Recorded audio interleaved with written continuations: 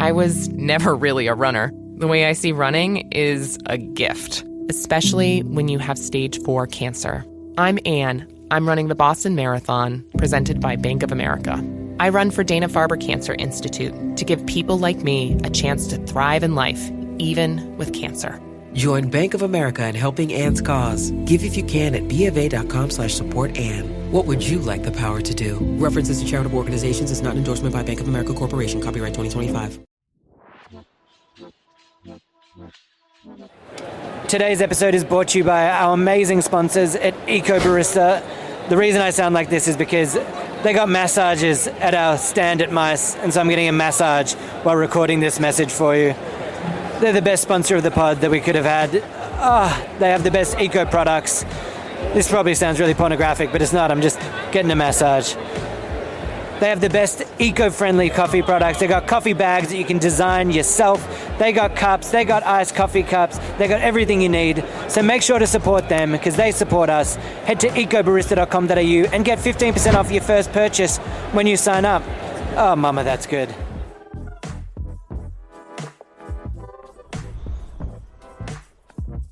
What an absolute bloody legend. Oh, that was amazing. That was a great bloody pod. Welcome back to Coffee Break. Liam, take us in. Welcome back to Coffee Break. We are fresh out of the Andy Cooks episode. What a legend. What a human. It was also a pleasure to hear you guys just flowing. Absolutely flowing. Oh, mate, we have to bring up something right away. Listen to that voice. What is happening? It's so low and bad. Who cares about Andy Cooks? Yeah, it's the morning growl. You know, the morning tones. Are you Liam's evil, sexy twin brother? Coming this summer. Oh my God! Here, well, give us the. We're gonna have to do a pre-roll for Andy Cooks. Give us the cinema intro. Give us the movie voice intro. Coming this summer, one man takes over YouTube one recipe at a time. A man teaches you how to make coffee, and another man teaches you every business and every trend coming to life. Why? He did so well, and then he just got to I thought you were just going to say, and a man who teaches you how to shave your head. Yeah, I would have just gone in with the 17 million subscribers. Can't be wrong. Yeah, there you go. It's good. Yeah, look, sorry. That was a great podcast. That was super insightful. I mean, I'll be interested to hear what you guys listening thinks. Obviously, that one went a little bit off the beaten path of talking about coffee, but I thought it was super insightful. And I think you can get a lot of information from that, whether you're a small business, a young creator wanting to start up. I thought it could be super, and it's just interesting regardless. Yeah, it doesn't matter if you're a chef or a barista. Really, the same methodology applies across the board. Like what he was saying wasn't specific to cooking at all. He was so humble. At least he was so humble. He even said, I just do standard stir. And I was just like, dude, that is so reductive. And I was going to pull him up and just be like, man, chill out. You're really good at what you do. Stand and stir is so good. It's so harsh sometimes. Stand and extract. Stand and tamp. It's that perfect blend though. Someone who's, he loves what he does, and there is a simplicity to it. There's a simplicity to his approach, but at the same time, he is conscious of how particular he is. I was really surprised that he's the one that handles all the back end stuff. Like that's the stuff that usually in any other business format, you would like get rid of that, delegate that stuff as soon as possible. Executive chef, man, when he's on the part, he's walking over to every single person thing going, no, this way, no, that way, no, this way, clean that section, move this around here. So from being a chef like that, you can imagine that you'd become the ultimate micromanager because when you're an executive chef and you have to plate perfection every single time, the buck stops with you. So you have to take that accountability. And that's probably why it's been so successful. And the normal person would probably burn out, wouldn't be able to handle it. But for someone like him, like his brain moves. He's like, oh, and then when everyone finishes at 5, he's not saying my staff work longer. He's saying I then work from 5 to 9 about planning, working out the next thing, what the next approach is. So you can see that executive chef mentality moved over into his content strategy. It was also beautiful the way you spoke about Caitlin, his partner, and how much of an impact she has in the business and what sort of relationship and partnership they have. And, setting those life goals and talking about 10 years at a time. You will keep going harder for another 10 years, go to 50. It's so sweet to be able to think like that. Like even how many of your closest friends would you be like, hey, what are we doing in 10 years time? Like you might talk about a party or a 40th or something, but these guys, it's amazing. And my partner and I, we often do 5-year plans. So he's one up me there. Yeah. Take that 10 years, sucker. Oh, good God. I hope I'm still alive in 10 years. You will be. One Gronster will help that, preserve from the inside out, Gronster a day, you reckon? Yeah, that's it. Well, you can't just bring up the Gronster and go past it. People don't know what that is. Come on. I'm so sorry for the listeners. St. Paddy's Day coming up, right? Is that why we're talking about it? Oh, it was just St. Paddy's Day. Oh, right. It just passed. Oh, my God. This is me just being completely oblivious to when we post. We're posting this after St. Paddy's Day. We had a great night. Luck of the Irish was bestowed upon us. Yeah. Gronster is an incredible drink that was trending, and me and Sonam did some live drinks, and trialed a few of the what is it? So it's a 50% green Monster in a pint glass, topped up with Guinness. Oh, Monster Energy drink. Monster Energy drink. Monster Energy drink and Guinness. And may I just say, textual pleasure. Oh, piacere metallico. It was amazing. It was great going down, and I both felt buzzed and up and about. The perfect balance. Just to bring it back to that point, I think, Andy Cooks and his partner have it down, but I think you guys also set that standard. I think you come in row with the same energy. It's like you're here before everyone, here after everyone. And like you said, like we're chatting, like both of you.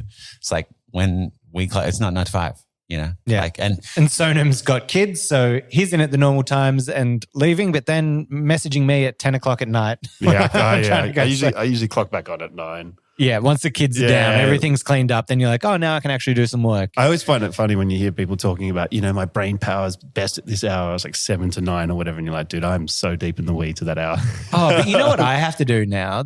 I was always coming in at like 8 o'clock, and when it's really busy, a bit early. But now all these other staff members are coming in at 8 so they can like finish at 4, and they're interrupting my power time. So now I'm coming in at 7 to try to get in the extra time. I do feel bad. I'm just kidding. I come in and no. It's true though. You're in your flow state. I'm like, do I even say good morning in the morning? Yeah. And then just look, so a little bit of a different sort of spin on today. I'm going to interview Rowan ever so slightly. Hello. I've just made this executive decision with Rowan prior to this episode.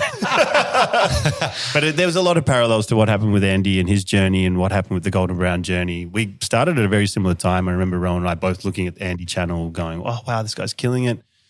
Stand and Stir comment was working really Stand and Stir content working really well for him. The Hey Babe series obviously kicked off. We through Golden Brown did a lot of different series. We did the What Your Coffee Says About You. Remember that one? That was hilarious. Oh, geez, did it ever. But we after Barista Basics. But then we kind of forked. We turned into a fully fledged media channel a media network where we produce a lot of content for a lot of other brands. We also have multiple channels. We've also got this podcast. So effectively, it spread us both quite thin across everything, but enough so that we can still be involved in it. And that's why I'm sitting in the chair. But what has happened is like you can now see by someone who's committed all to their own content what happened when Andy was here and he was telling us about his story and where he's at with his YouTube, 17 million followers. It's insane numbers. So I think what I want to ask you, Rowan, is just about what do you think the main differences are there? And do you get jealous of it at all? And do you think maybe I should have followed more of that YouTube path? Yeah, look, I think we're so deep in it and so busy that sometimes you don't get the time to actually think about it and do that. But talking to him, I do have my moments, and there is that like jealousy of like what Golden Brown could be if like that was the key focus and that was it. When we had our majority of our growth, it's when, like he said, we were posting either every day or at least 5 times a week. We were growing off that. Now, there might be a week where you post once. There might be another week where you post 4 times, whatever. But it's not that same consistent result. We haven't been able to put in the amount of time into the YouTubes that I've wanted to do. But it's kind of inspired me to get that back. I want to get, every machine when it first launches. I want to, dive into the depths of how it works, who it's for, why it's there. And as well, just education as well, just bring as much of that education knowledge, because that's why I got into it. That's why I like doing what we did for Golden Brown. It wasn't even going to be our main business. We just started making videos and they just took off so much. And I just loved that idea of helping people. Like sometimes we'll make a viral video that's like a recipe or something. And I'm like, cool, it got, 5 million views. But I get so much more joy out of a video that gets 100,000 views and it's helping people and you're getting messages going, I've had this machine for 3 years and after your advice, I made the best coffee that I've ever made on it. Or like those are the things that kind of drive me of like educating and helping that home barista just hone and craft their skill.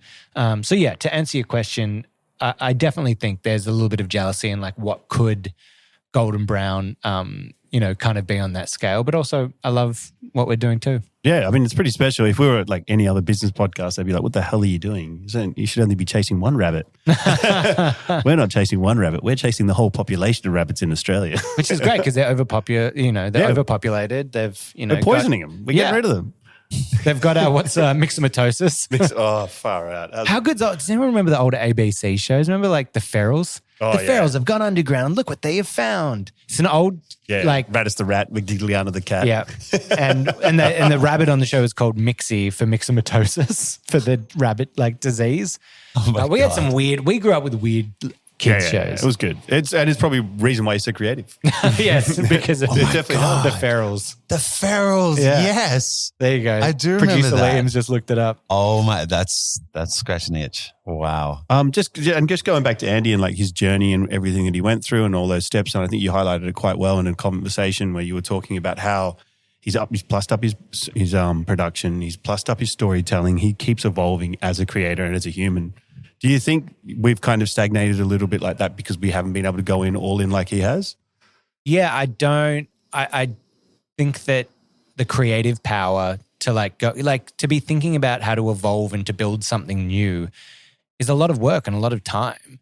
Whereas like we know what kind of has worked and what, continues to work. And so you stick that. It's just the education game on that. But I just don't think we have the manpower or time to like, to take it to that next level. In a different direction, or like, what is that thing? He's doing like back of house now where he does a whole YouTube channel about just the behind the scenes pretty much of everything. Yeah. And it was kind of crazy how humble he was about the whole situation, about his celebrity friends and, where he's gone. And, even he had to have those realization moments where he's like, oh, that's right. This is really special what I'm doing. I'm pretty lucky to be doing it. Yeah. So I think how lucky we are that he even came in here, really. Like, oh, he's so genuine and that's why what I was trying to say. Like everyone, I don't know anyone that's like, oh, I hate that Andy Cooks guy.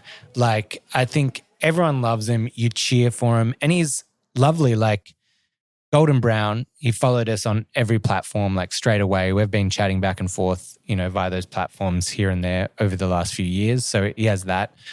We have a cooking channel that with only a couple thousand followers when we first started, he was following this podcast. As soon as I posted across GB that we're doing that, he followed that podcast. So he supports and wants to support the people around him that are doing a kind of thing. And he was speaking about it off the pod where he's like, I don't get like, sure, healthy competition in terms of like wanting to better yourself. But he's like, I don't understand like beefs or not liking another creator. He's like, there's billions of people in the world. Like you don't need to compete against the other food creator or the other coffee creator. Just make the content that you want to make that feels good, that works. And as he said, is like, if your content doesn't work, it's not because of Joe Blow down the road doing their content. It's not about someone else who's doing a similar thing to you. It's because your content isn't good enough yet. And you need to look inside and figure out rather than looking outwards, look inwards and be like, how can I make this better? And ask yourself the question, when you make a piece of content, would I share this? Can I picture myself going, boom, hey, Liam, check this out. I know you have this machine. You'll find this helpful? Like ask yourself the question, would you share it? Would you comment on it? And if the answer is no, then no one else is going to either. No. Yeah. And you're probably the prime audience or the target audience for it. So the other thing that we touched on was how content can apply to both cafes and in our case, baristas. And you made a really good point. Like, stop coming in with the, hey, my name is Chris from this and this and this, and I'm going to show you, done, you're swiped, you're gone. You have, we did a TikTok conference and I quoted an old stat that I knew that was like, you have 3 seconds to capture an audience's attention on these apps. And the head of TikTok came up and said, no, that number now is 1.8 seconds. Yeah. So you have 1.8 seconds before someone is swiping past your content. So you need to start with what is the value for the consumer right away. Yeah. And so we were talking about like whether you're a cafe, restaurant.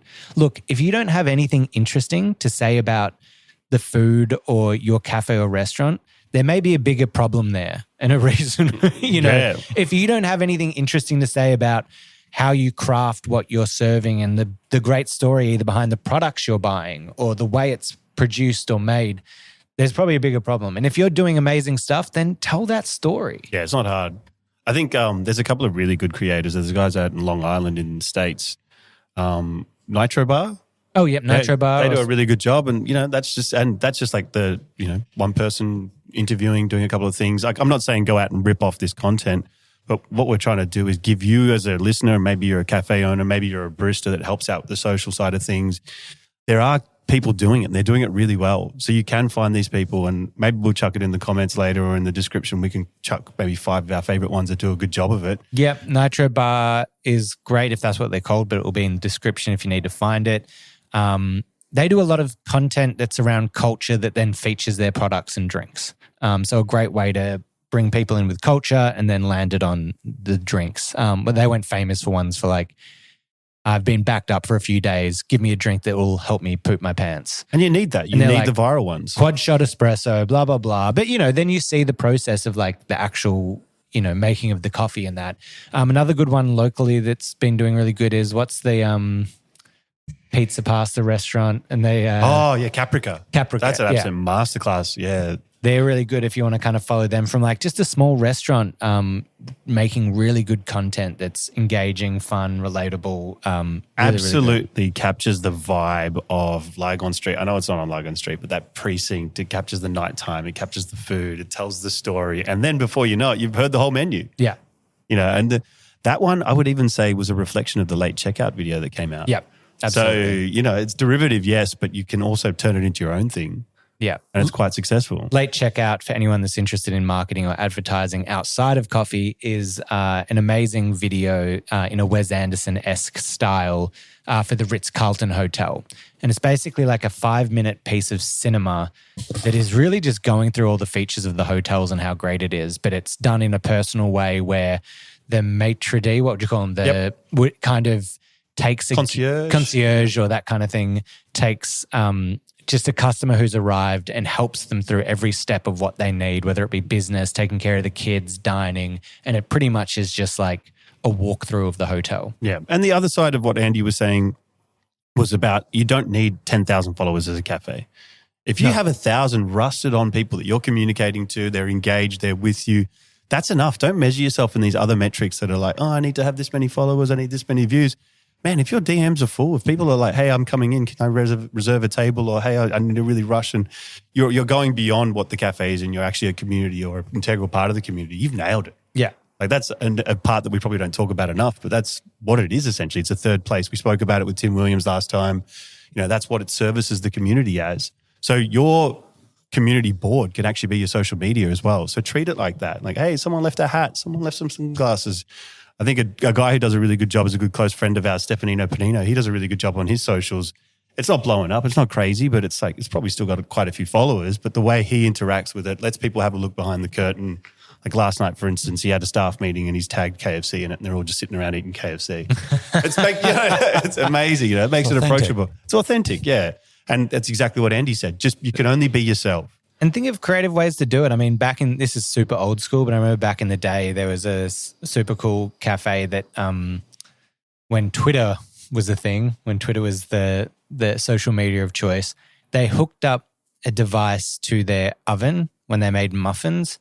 And when the bell would ding, it would automatically send out a tweet with a picture of the muffins and say muffins out of the oven. Genius. And so, because it would happen at different times. They make them in the morning. They're made fresh every morning. So it does a few jobs there. It tells the customers that it's fresh every day, tells them they're ready, come down and grab them now. They're still probably warm out of the oven. Oh, yeah. And it tells them what it is. Yeah. Oh, it's a rhubarb and whatever today. Great. That's what I want. And that's kind of evolved into the day in my lifestyles videos, yeah? That Cherry Goods up in Sydney does the day in my life and everyone just, you're glued. You're like, give me a look. You're like, oh my God, you work so hard. And that value adds to the end consumer's product where it's like, well, you haven't just slapped some avocado on some toast. You've been here since 5 a.m. in the morning working on this thing. That's why it costs so much. Yeah. Yeah, I think that's pretty impressive.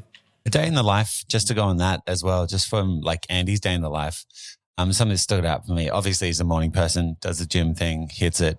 But going through his like filming structure, I think there was a a huge takeaway was that there's dedicated time to talk with his business partner and partner about like how to approach business. Like if there's always a 45-minute debrief about like where we're heading and finessing and these little things. And he said, you know, further along that, you know, it's not about making those huge changes. It's about those like incremental changes and just committing to putting stuff out and like, you know what I mean? It's an executive chef doing like exactly how they run a kitchen, like prepping the staff before they come in, the team meeting. I've been in beforehand. Here are all the meals, after service, reviewing how it all went. He's literally just applied an executive chef model to his business here, and it's working well. I mean, look, I would probably go as far as to say is at some point in everybody's life, you probably should work in hospitality. Yeah, because you learn how fucked the general public is. Yeah, you also learn how to actually get some manners, stand up for yourself, and you get to learn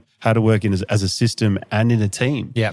And I think it's a valuable life lesson that everybody probably needs to learn and probably even just get a greater appreciation for what's actually being delivered to you. Oh my God, I'm so aware of it now. Like going out to restaurants with friends, I find like, unless I'm in control, I find it such a nightmare. Like busy restaurant and like you're walking with the friends and they just start walking over to an empty table. I'm like, what are you doing? You can't just walk over to the table. Like someone's going to come and see us. They're like, oh no, it's fine. Someone else will get it. I'm like, no.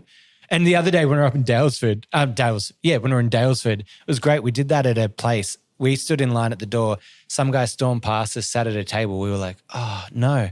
And the host comes over to us, sees us and walks us over to the table. And she goes, excuse me, can you please get up and leave the table? You need to wait in line to get it and kick the guy off the table. That's good. That's good. Doing the right thing paid off. Love that. Yeah. Felt good. That's Felt amazing. Good. For sure.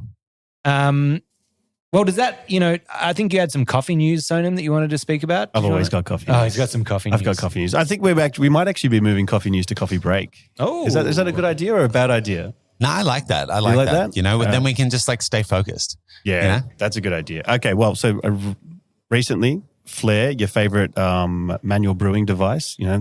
The Flair pull down. We've used that. We've got is it the 50s? The 52? 56, yeah. Beautiful. They've just recently released their own stovetop milk steaming device. Oh, I saw this. Yeah, it looks cool, doesn't it? I want one. It's kind of like the Otto, but just for steam, where it's like, and good on them doing like a solution that's different, right? We've obviously got the Dream, like an automatic steaming device. You've got Subminimal who've done like the Nano Foamer handheld and the Pro, which is like the automatic steaming jug. Yep. But yeah, I don't know if I've seen a stove-powered one before. So yeah, that actually works. Yeah. I'm really keen to try it. So what it is, Liam, is essentially it's a pressurized kettle, like a pressure cooker, and you boil water, and it's got a release valve on it, and it comes through works exactly like your steam boiler for your espresso machine, but it's heated by your gas or your induction plate. So it means you can actually take it out to the bush. You can go camping with it. Put it on heat. You can go rogue with it. And I think it's good because it stays true to the authenticity of that brand. Yeah. So they are that manual, do-it-yourself, total control, which I love. Another new product. Wait, just quickly on that. The funny thing with Flair, I think this is a bit of Andy when I said to him, do you even like cooking anymore? It's like a little bit with making coffee. I will say I haven't used that Flair in probably a year and a half or something. But I've made the best espresso that I've made has been from that Flair.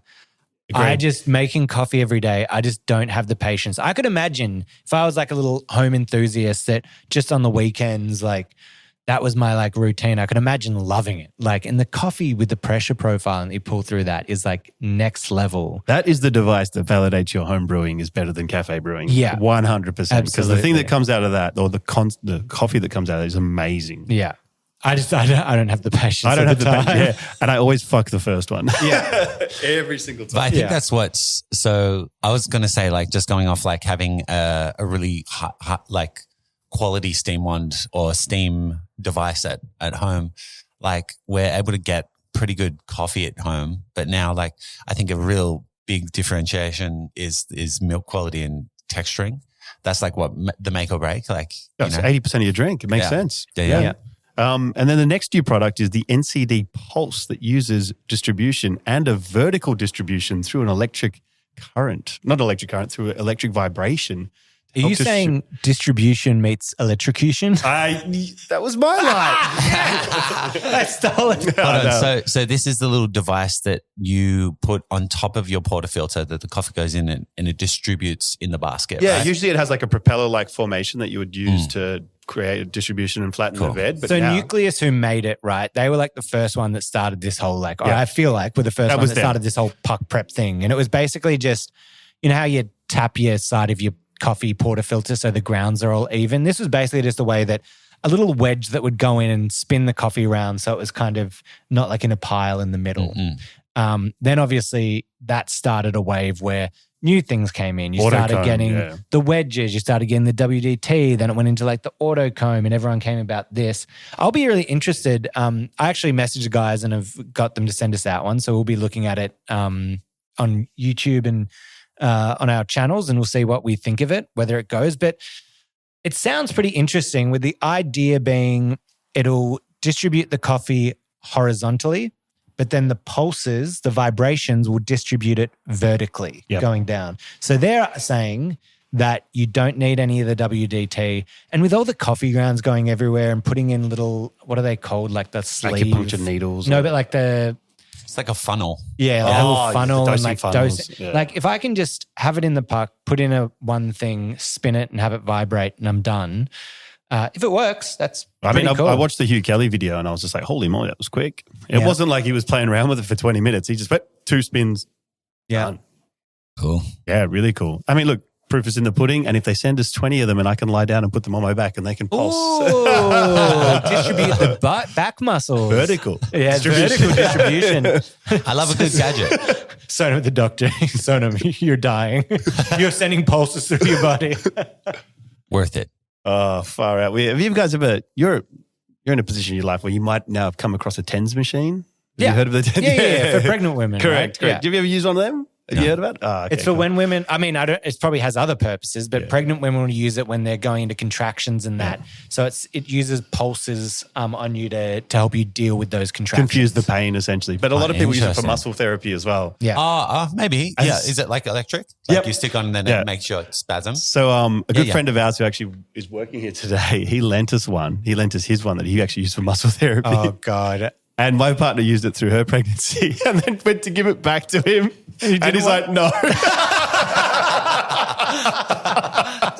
No, you hold on to that one. It's yours. It's yours. It's good. All right. Why? Well, she's not putting it anywhere weird. Exactly. It's not. It was just you still got it? It's probably somewhere. It's probably. Can you ask? Because I'll ask. Yeah. Because I want to put it on my muscle. Yeah, man. It's for me. And then the last one is we're just going to briefly recap. The WBC champs were held in March, and the winner was Kei Chion, who is a long-standing member of the community, who's finally won. But he also happens to have a way to win both hearts and minds. You sent me this. Oh, my God. Instagram handle of the year, EduKeiChion. Oh, my God. That is the best I've ever heard in my life. Yeah, self-awareness. Have you got a better one? Self-awareness at the very top of the funnel there. Kei Chion. It's like those memes that you get of like people's Facebook names where you know when. Yeah. Oh, my God. Yeah. He's done well there. But I look forward to seeing him on the world stage. Well, you know where I want to look forward to seeing him? On this podcast. 100%. But he's got all these message requests turned off on his socials. So he's ducking the calls. So I need to find his email. I want to get him on the pod. Surely someone that listens to this has a direct line to him and he can just drop you a DM. Yeah. If you know him, if he follows you, send him a message and say that it's just Coffee Boys. Want you on the pod. We need to know more about obviously your story and what you're going to do in Host or Milan this year for the WBC final. And we also just want to know, when did you activate the handle? I've just got a couple. I just typed in best handles. Oh, here we go. Give us a list. I'll just give you a couple. So there's Shaquille.oatmeal. Then I've got at hanging with my gnomies, like gnomes. What? Hosier Daddy. Yeah. Okay. Fast and the Curious. So anyway, guys, so you can see why education is so good. That's so much better than everything we just got read.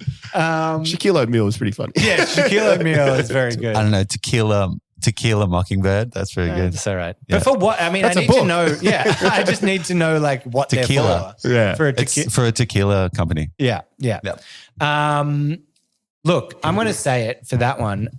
That Andy Cook's eps for me goes into the It's Just Coffee Hall of Fame. That's Yeah, in the easily. top 5, rocking there. I mean, top 3 for sure, but let's just say top 5 because there's some other great ones. I mean, Scott was amazing. Scott Rao. We had Sasha was incredible. There's some great pods out there if you want to go back. Even early days, the old Get a Quailing, Ross Quayle. Yeah, he's a superstar. Oh my gosh.